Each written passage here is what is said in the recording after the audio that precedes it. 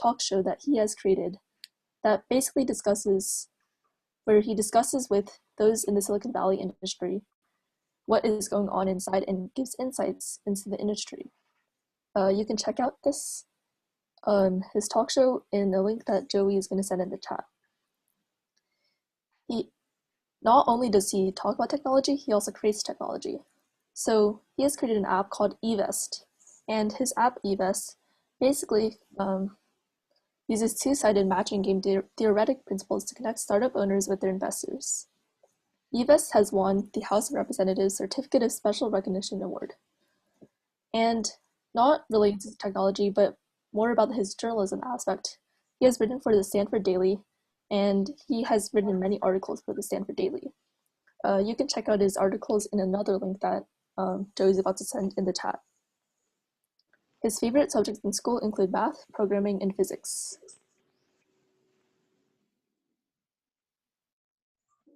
So today, Brian will be talking to us about his Silicon Valley Tech Talk Lounge. He started it, as well. He'll also be discussing his time in the Stanford Daily newspaper and what he learned from the newspaper and the talk show.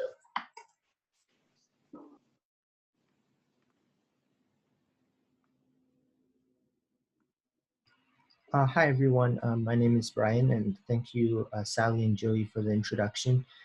Today, I'll just be talking a little bit about my engagements with journalism, in particular, the show that I currently do at Midpenn Media Center, which is a media center in Palo Alto. And I'll also be talking about a little bit what I've learned, and hopefully that'll be helpful for you guys. Can we go? Yeah. So a little bit about what the Tech Talk Lounge is. The Tech Talk Lounge is a show where I invite guests working here in the Bay Area to talk about their work, its impact, and some of the things they're doing, as well as their thoughts and insights into current news and events. And currently we have filmed 3 shows, which is slowed down because of the COVID. Obviously, we were able to film our first show in the studio, and then the other 2 shows are all Zoom, in Zooms. And we have a few other great shows coming up. So if you're interested, then I think there's a link in the chat. You can definitely check it out from there. And so the reason why I started doing the Tech Talk Lounge show is because currently there's not a lot of tech-related shows in Silicon Valley, which is pretty surprising due to the fact that it's Silicon Valley, which is pretty much the center of technology in the US. And I was thinking that I felt that there was definitely a need for a tech show here. So that's why I decided to create my own.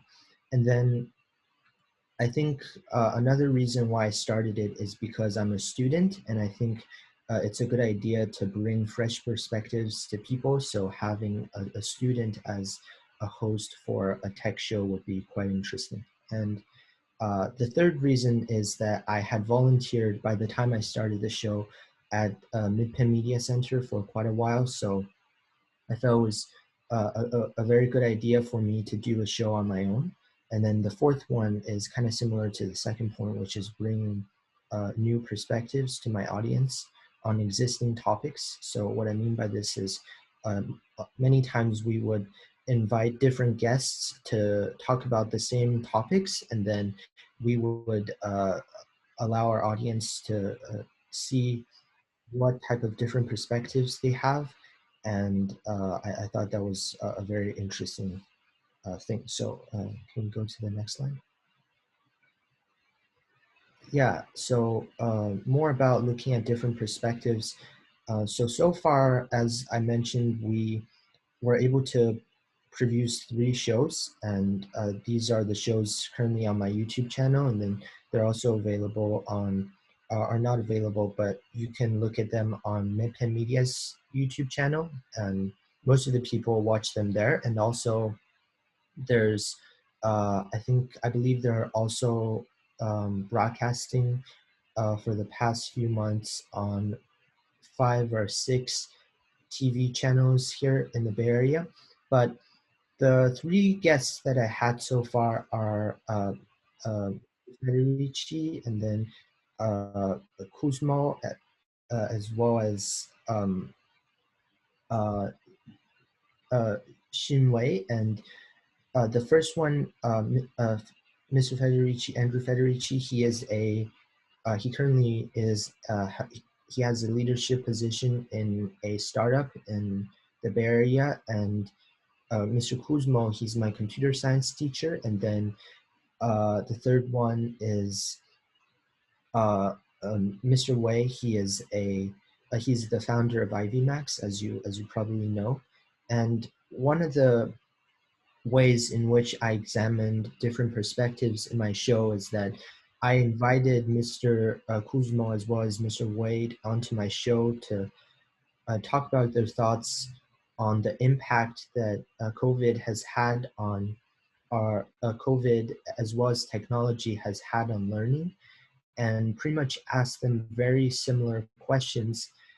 And both of them gave me pretty different results, or different answers. So when asked about what thoughts are in terms of the impact that technology has on education, the answer that my second guest gave me, or my first guest gave me, was that he thinks that it has a largely negative impact. So because one of the things he mentioned was the latency for between communication between students and teachers. One example is that usually inside of regular classrooms, if a teacher wants to communicate with a student, then inside the classroom, the teacher would just go straight to the student, and then that would take pretty much no time. But for online learning, that would take a lot more time, because if a teacher sends an email to a student, it typically takes several hours for the student to respond, if not days. So that was dramatically reduce the efficiency of learning. Compared to my second guest's respond, which is that uh, the impact that technology and education and COVID has had on education has largely been positive, because uh, Ivy Max was able to transition a lot of the things that they've traditionally been doing to uh, Zoom, as well as other things, other online platforms. And throughout this process, they've not only were able to, again, do a lot of what they've done before, but also do a lot of new things, which is, in his opinion, a very a good thing. So those are kind of two opposite ends of the same question, and I felt it was very interesting to ask them about that, but also to allow the viewers to to examine those perspectives, and then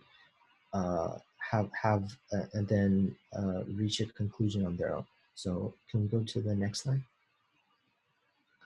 Yeah, I was also able to examine different perspectives through my internship at Stanford Daily, which is the university's newspaper, which is a student-run newspaper organization that I interned at for 2 semesters.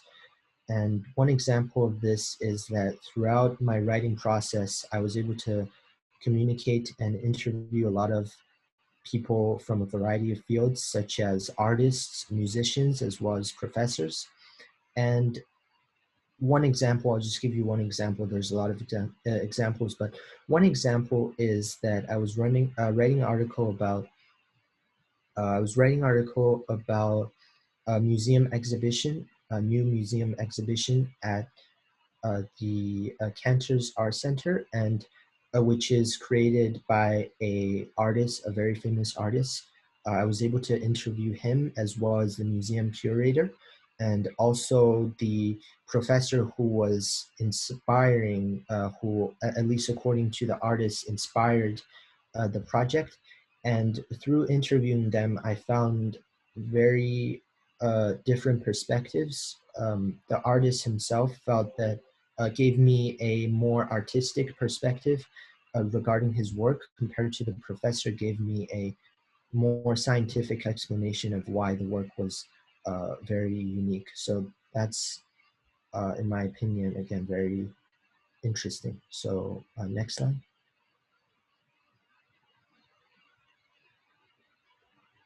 Uh, okay, so what I've learned. So the first thing that I've learned is that starting a show is not easy. And the reason, again, why I started was because I had already been interning at, or not interning, I've been volunteering at the media center for quite a while.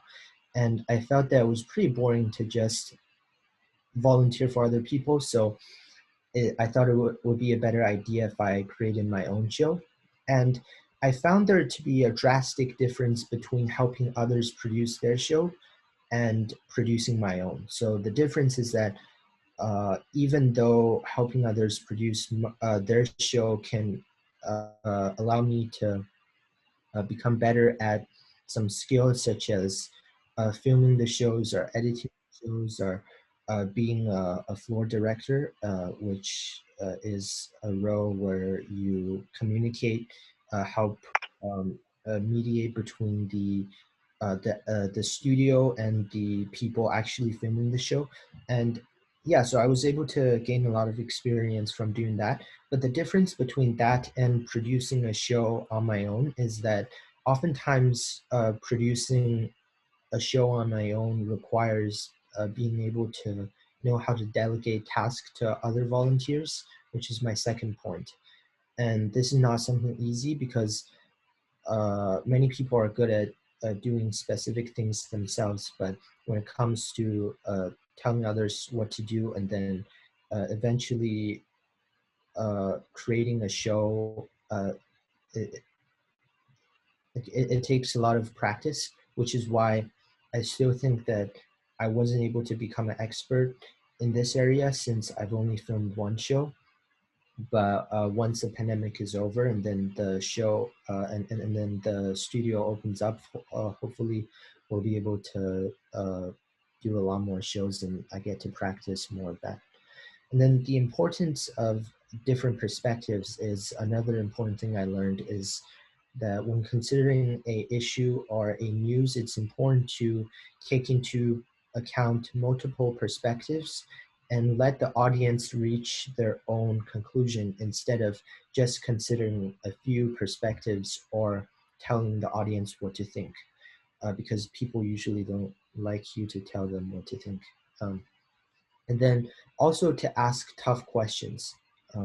That is something else I learned that makes the shows a lot more interesting, because who likes to watch a show where where the guest just gets asked easy questions and then, like, usually they're 60 minutes to an hour long, and then your audience will just get bored 5 minutes into the show. So asking tough questions, very important aspect of having a engaging and interesting show. So that's pretty much all that there is. And yeah, hopefully that's helpful to you if you're currently doing something similar or considering doing something similar related to journalism. And yeah, feel free to ask any questions in the chat. Yeah. Okay, so the first question I see is from Denver, and it's asking, how did your parents support you while you were doing the talks and the newspaper? Yeah, that's a really great question. My father supported me during the starting of my show because he often gave me advices regarding how to delegate tasks to others, as well as telling me, inspiring me to ask tougher questions for my guests. Yeah, my mom also helped me with the show by introducing me to many guests, which I haven't had a show with, but I'm planning on doing a show with pretty soon there's the director of a museum in San Francisco, and there's also uh, sh she also helped me connect with a very I believe it's the COO of a telecommunication company here in Palo Alto. Really great guests. So those are ways that my parents helped me with my show. And regarding the newspaper, it really was more of an individual uh, thing. I didn't really, they didn't really help me too much in that.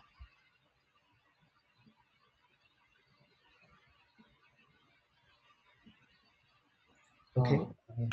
All right. The next question is, how did you recruit volunteers? Yeah. So yeah, this is also a really good question because usually you would think that from being able to start filming show to eventually having it broadcasted on YouTube and on TV takes a lot of work besides from what's in front of the camera. There's a significant amount of work done behind the camera. And I was, of course, very actively involved in those processes, but I wasn't able to do those alone. They're usually, well, for our first show, there was around 10 other volunteers. And the way that I recruited them was that Midpen Media has oftentimes has very regular volunteers who are trying to gain community service hours. So it wasn't that hard to reach out to them. All I needed to do was just write an email and telling them about my show, and then when it takes place and asking them whether or not they want to volunteer. And a certain amount of them will agree to volunteering, and then yeah, that's it. So the next question is, how many colleges did you apply to? I haven't applied to any colleges yet. I'm still a junior. Hopefully Yeah, soon. okay, I can just ask another question. Did any specific talk shows inspire you to create your own talk show? Sorry. There were quite a lot of talk shows that inspired my show. One of them, well, there's a lot, so I probably not gonna mention all of them, but yeah, there's a lot of great shows around the world, specifically in the US, that inspired me. Although, as I mentioned, the main inspiration for Tech Talk Lounge was not any specific show. It was the lack of shows regarding technology here in the Bay Area. I felt that it was really surprising that there wasn't any show that had to do with technology. That's why I decided to create my own. Yeah, I guess it's a horrible answer, but that's the main reason why I decided to do it. Yeah.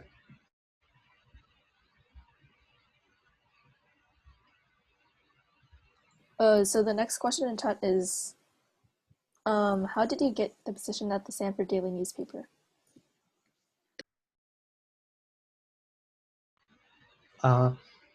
Yeah, I got my position at the Daily for the first summer because I applied to the internship, and then the second summer I wasn't originally planning on doing it, but the Daily's editor-in-chief he invited me back to do it another year. So I felt, yeah, since I enjoyed it the first year, why don't I just do it for another year? All right. So the next question is, do I really need to be good on speech and English to join as a volunteer? Yeah, so for the volunteer, you don't really have to be good at speech. As I mentioned, a lot of the work volunteering are done behind the scenes, and pretty much everything that's in front of the scene or in front of the camera is just me talking with the guests. So there's not really a lot related to that. But you do have to have experience with things like operating the camera, editing, as well as setting the what do you call it, the like designing the set and stuff like that.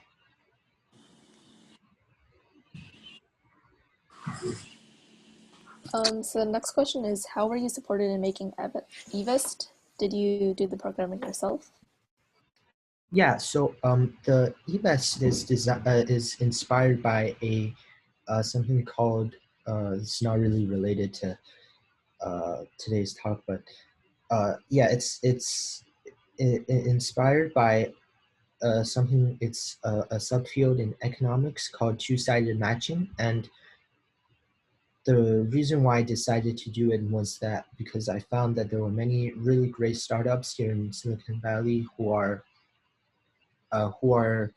struggling to uh, gain or retain funds from investors, and many times investors are having a hard time finding startups to invest their money in.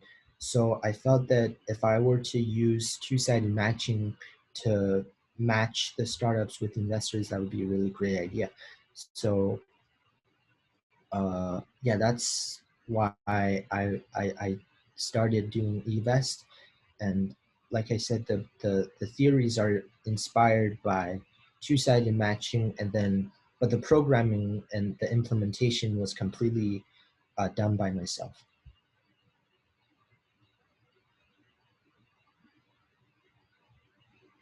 All right, so the next question is, how did you obtain the supplies to start the talk show? Yeah, so for the supplies, uh, the only supplies we needed to obtain was we didn't need to obtain them because Midpay Media Center already offered all of them. All we needed to do was design the set. Everything else, including the cameras, the editor, and everything else is the same for all of the different shows. So all we needed to do was design a set that was unique to our own show, and then we didn't need to worry about anything else. So the next question is, how did you balance your schoolwork and your extracurricular activities? Yeah, so I was able to balance my schoolwork with my extracurricular activities because besides from the show, I wasn't doing a lot of other things. So for the show, I was just primarily thinking of more as entertaining, a fun activity instead of something I feel obligated to do. Unlike many other shows where people are required to produce a video every single week, I didn't feel too much pressure to keep putting out content.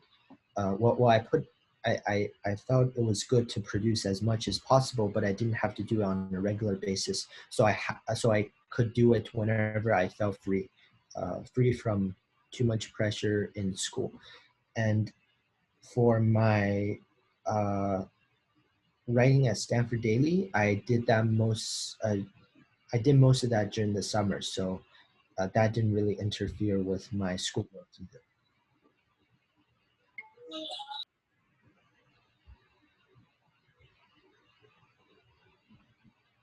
Okay, is there any other questions? I don't see any more in chat. Anybody have any question? Please feel free to ask.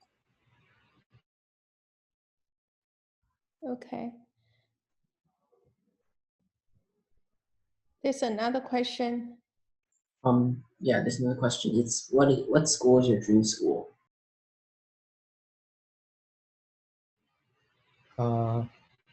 Yeah, that's a good question. Yeah, I haven't really thought too much. I think, uh, yeah, yeah. To be honest, I like all the ones that are. There's a lot of good schools around the Bay Area. Like we're pretty close to Stanford. Also, there's really good UC schools. There's like, uh, I, it really depends on which one I get into, because a lot of people, you know, they really like to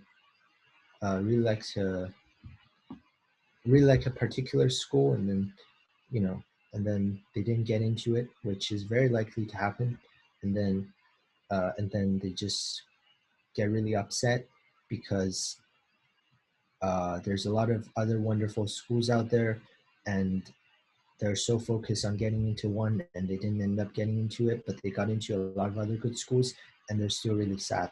So, which is not something I want to do. So, uh, or I encourage others to do. So, I don't really have a particular school, but uh,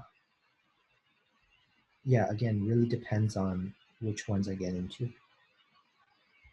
The next question is, what is your long-term goal?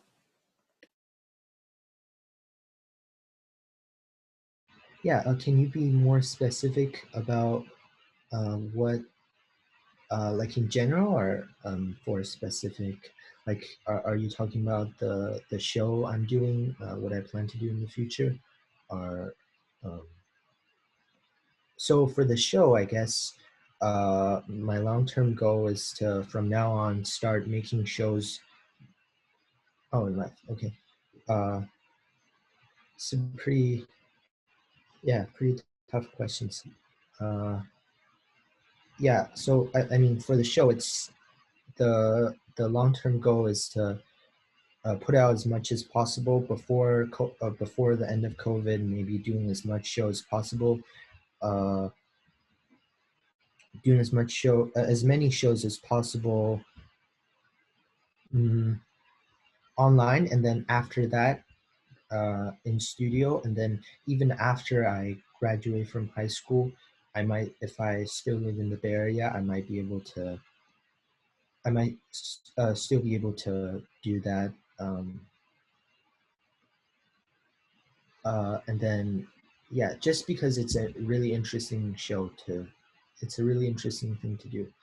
And for my eVest thing, I think that's also a really, it's idea I put a lot of time in, but uh, later on, what my goals are for that, I'm still not quite sure yet, because it's certainly going to require a lot of work to be able to make it useful, and then to actually have people start using it and stuff, a bunch of other stuff. And then, like, publishing in the App Store, I still haven't done that yet. And but in general, uh, it's really hard to think of anything right now. My top priority right now is just working on uh, getting into a college, and then I'll probably worry about the rest later. Yeah. Very good. I think this is this is the last question. Any more question? Okay. Okay. There's another one coming in. So the next question is, can you recall some activities about presentations, public speaking, writings, etc. at your elementary school or middle school?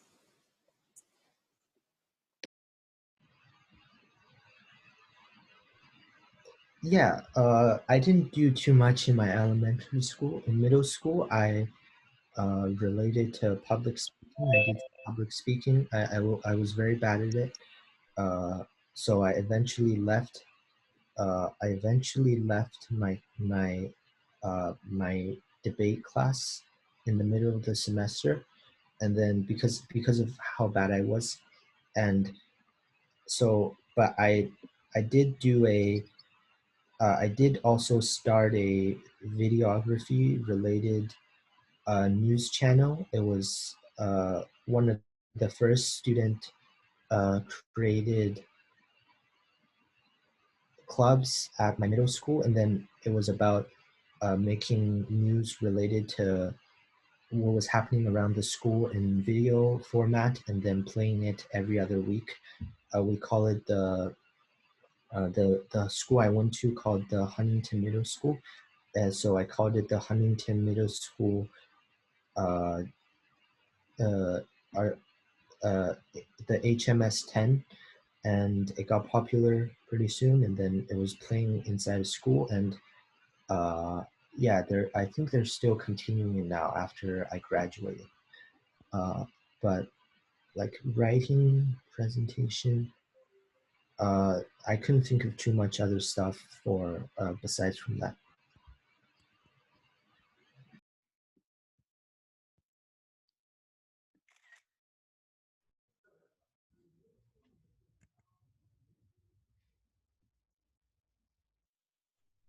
Okay. So that's it. Is that all the question? Yeah, I think any more question? Okay. I think that's it. And also, Sally, can you go to next slide to for the incoming seminar tomorrow? Yeah, so again, if you guys want to check out the California Business Club for Youth, they have a Zoom meeting tomorrow at 5 p.m. And yeah, this tomorrow we have we have two seminars. 5 o'clock is we have Ivy Max is called the California Business Club for Youth. They're going to host a seminar. They invite student. They just got admitted from Wharton Business School. So this is a very encouraging and very impressive speech seminar tomorrow, because this little girl, she had a dream when she was 8th grader. So her dream just go to Wharton, business school, and how she works hard and pursue that dream from her day one when she was in the 8th grader. So this is a very good topic for all the students. If you have dream, and how you can make your dream school come true, and that's where you can learn from her. 明天这个讲座是一个沃顿商学院的一个学生他在8年级的时候呢，他就想去这个商学院，然后他这次呢终于梦已成真他已经提前被沃顿大学接受了明天欢迎大家来听他的讲座5点同样的Zoom ID， 同样的 password。 OK， 好的 ，Next one。Tomorrow there at 7 p.m. there's also a Ivy Max Golf Club for Youth meeting again. Join it if you want. They're going to be talking about golf classes. I hope you have fun if you do join. 明天这个 club 呢，是我们飞达这个Palo Alto中心的几个学生呢，他们组成了一个 club。这个 club 就是免费的提供给老少皆宜的一个线上的一个课。他教你呢怎么去把杆，怎么这个理论，首先他有理论课，然后怎么去用这个高尔夫这个杆，然后怎么去就往外 swing 这个 ball。有各种的 position 教你正确知识，这些小朋友都是有的小朋友打了好多年，打得非常好。